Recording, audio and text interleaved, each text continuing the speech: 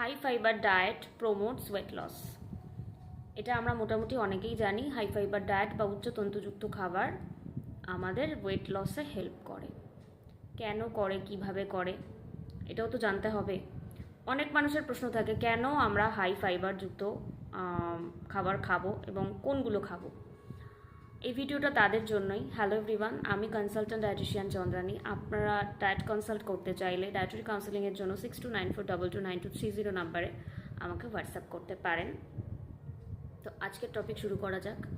High fibre diet বা উচ্চ তন্তুযুক্ত খাবার আমাদের ওয়েট লসে হেল্প করে, এটা আমরা প্রত্যেকেই জানি। আজকাল ওয়েট লস করা বা বলতে চাইছি ওভারওয়েট বা ওবেসিটি একটা অনেক বড় সমস্যা দাঁড়িয়ে গেছে। সেটা ডায়াবেটিসে বলুন, পিসিওডিতে বলুন, থাইরয়েডে বলুন, হার্টের প্রবলেমে বলুন, ক্যান্সারে বলুন, যে কোনো প্রবলেমেই কিন্তু ওয়েট লস করাটা একটা বড় ব্যাপার হয়ে গেছে। তবে ওয়েট লস করতে গিয়ে মানুষ কোনো রকম কিছু না ভেবেই নিজেই ওয়েট লস করা শুরু করে দেয়। নিজে ওয়েট লস করলে আপনি করতেই পারেন এবং ওয়েট লস আপনার হয়েও যাবে, কিন্তু একজন বিশেষজ্ঞের পরামর্শ নিয়ে করলে সেটা একটা সায়েন্টিফিক ওয়েতে হবে এবং সঠিক ওয়েতে হবে। এটাই পার্থক্য। এবার চয়েস আপনার। উচ্চ ফাইবারযুক্ত খাবার আমাদের তৃপ্তিকে বাড়ায়, আমাদের স্যাটাইটিকে বাড়ায়।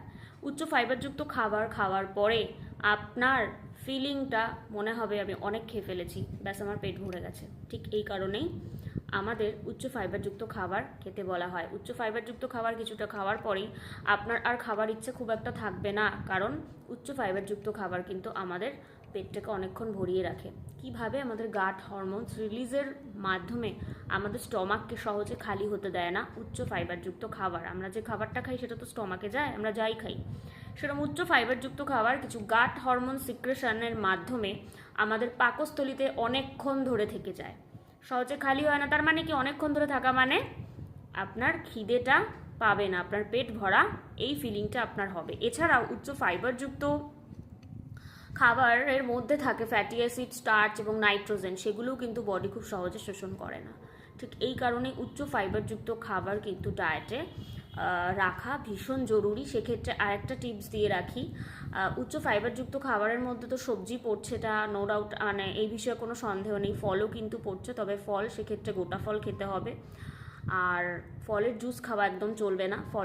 যদি কোনো ফলের আমরা জুস করে খাই, তো সেক্ষেত্রে আমাদের ফাইবারের যে কোয়ান্টিটি, যে পরিমাণ ফাইবার আমরা পাবো গোটা ফল খেলে, হোল ফ্রুট খেলে, সেই পরিমাণ ফাইবার কিন্তু আমরা জুস থেকে পাই না।